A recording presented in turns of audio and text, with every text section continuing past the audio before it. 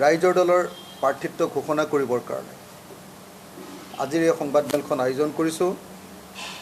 মই খুব পোনে পোনে আপোনালোকৰ সন্মুখত ঘোষণা কৰিব খুজিছোঁ যে থাওৰা বিধানসভা সমষ্টিত ৰাইজৰ দলৰ প্ৰাৰ্থী হ'ব কৃষক মুক্তি সংগ্ৰাম সমিতিৰ প্ৰাক্তন সাধাৰণ সম্পাদক 2017 চনৰ পৰা 2021 চন পৰ্যন্ত 5 বছৰ সংগঠনৰ কৃষক মুক্তি সংগ্ৰাম সমিতিৰ কেন্দ্ৰীয় সাধাৰণ সম্পাদকৰ দায়িত্ব গ্ৰহণ কৰা ধৈৰ্য কোঁৱৰ আমাৰ বিধানসভাৰ 107 নং থাওৰা বিধানসভা সমষ্টিৰ ৰাইজৰ দলৰ প্ৰাৰ্থী হ'ব। ধৈৰ্য কোঁৱৰক মই আপোনালোকৰ সন্মুখত চিনাকি কৰি দিব খুজিছোঁ। ধৈৰ্য কোঁৱৰ আমাৰ কৃষক মুক্তি সংগ্ৰাম সমিতিৰ প্ৰাক্তন সতীৰ্থ, যিটো সংগঠনৰ মই প্ৰতিষ্ঠাপক সাধাৰণ সম্পাদক আছিলোঁ, সভাপতি আছিলোঁ আৰু উপদেষ্টা ৰূপে কাৰ্যনিৰ্বাহ কৰিছিলোঁ। অসমৰ এটা বৃহৎ জাতীয় সংগঠন, আপোচবিহীন জাতীয় সংগঠন কৃষক মুক্তি সংগ্ৰাম সমিতিৰ 2017 চনৰ পৰা 2021 চন পৰ্যন্ত এই সময়খিনিৰ তেখেত সাধাৰণ সম্পাদক আছিল। ধৈৰ্য কোঁৱৰ গুৱাহাটী উচ্চ ন্যায়ালয়ৰ এজন অধিবক্তা আছিলে। তেখেতে অধিবক্তাৰ প্ৰেক্টিছ আৰম্ভ কৰিছিলে, কিন্তু তাৰ পৰৱৰ্তী সময়ত আমাৰ সংস্পৰ্শৰ কাৰণে ধৈৰ্য কোঁৱৰে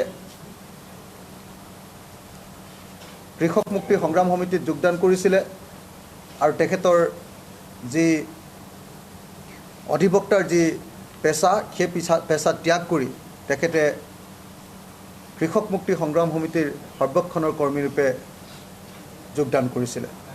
তাৰ পৰৱৰ্তী সময়ত 2017 চনত তেওঁক সাধাৰণ সম্পাদক পদৰ দায়িত্ব অৰ্পণ কৰা হৈছিলে আৰু তেতিয়াৰ পৰাই অসমৰ আটাইতকৈ জটিল সময়খিনি, বিশেষকৈ কেব বিৰোধী আৰু কা বিৰোধী আন্দোলনৰ সময়খিনিত, অসমৰ জাতীয় জীৱনৰ আটাইতকৈ গুৰুত্বপূৰ্ণ সময়খিনিত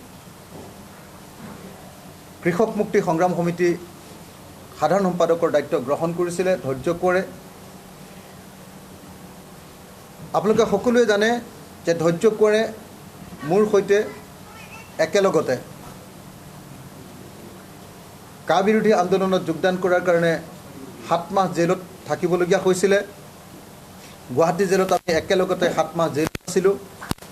ধৈৰ্য কোঁৱৰ, বিতু সোণোৱাল আৰু মানৱ কোঁৱৰ, এই তিনিওজনে মোৰ সৈতে NIA গোচৰত, নিয়াৰ গোচৰত 7 মাহ ধৰি জেলত থাকিবলগীয়া হৈছিলে। ৰাইজৰ দলে স্পষ্ট ৰূপত ভাবোঁ যে বিজেপিক 6টা বিধানসভা সমষ্টিত পৰাজিত কৰাটো সমগ্ৰ অসমবাসী আৰু সমগ্ৰ ভাৰতবাসীৰ কাৰণে এটা অত্যন্ত সুখৰ খবৰ হ'ব, অত্যন্ত গৌৰৱময় খবৰ হ'ব, অত্যন্ত গুৰুত্বপূৰ্ণ খবৰ হ'ব।